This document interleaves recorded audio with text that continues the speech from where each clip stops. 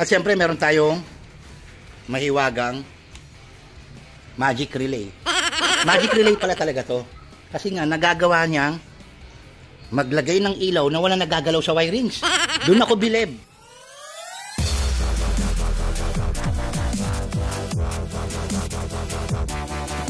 Isa na naman pong tinamaan ng plug and fail na mga motor. Na ito'y pinagmamalaki nila na wala naman daw nagagalaw sa wirings. Ito, shoutout sa'yo, sir. Sino nag-wiring dito, sir? Si JR. JR daw, so hindi ko kilala. No? So, kung sino ka man, ganyan po, no? Okay, kung matino o tama ang pagkaka-wirings mo, bakit nandito ngayon si sir? Para ipariwire ng buo sa power appliance. At siyempre, meron tayong mahiwagang magic relay. Kaya tinawag pala talaga to magic relay, mga kabekis, so tandaan nyo. Kasi itong relay na to, nagagawa pala niya na, bakit maglagay ka na maraming pailaw, walang nagagalaw sa wiring. Kaya magic, galing. Bilib ako, baka gumamit na rin ako nito. Actually, washing machine ko may ganito eh. Ginawa kong patungan. Siguro ano yun, 35 pieces yun. Para tumaas lang. May ilaw yun. Galing ha. Kaya ano, rewiring po. Nadali tayo ng plug and fail. Wala akong ganun. Tapos naka-bobo lights. Saan tag doon? Bobo lights, ha? Combo lights.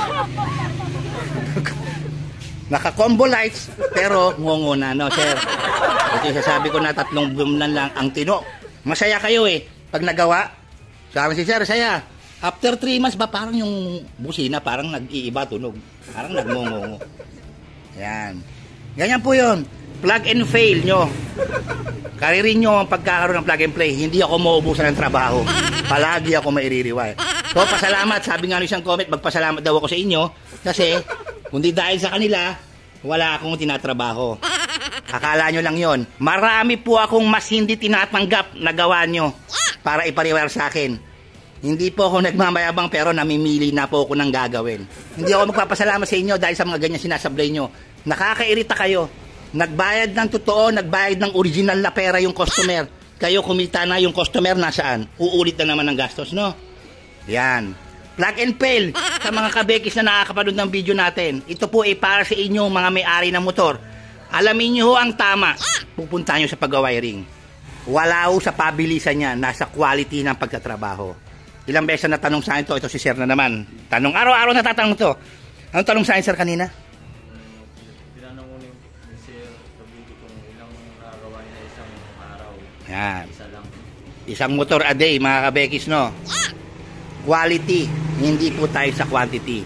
Lahat po ng customer nagtatanong sa akin niya pag Martin, sir, totoo pala, isa lang talaga motor kaya mong gawin. Sir. Hindi ko sa isang kaya lang gawin. Isa lang talaga ang gusto kong gawin.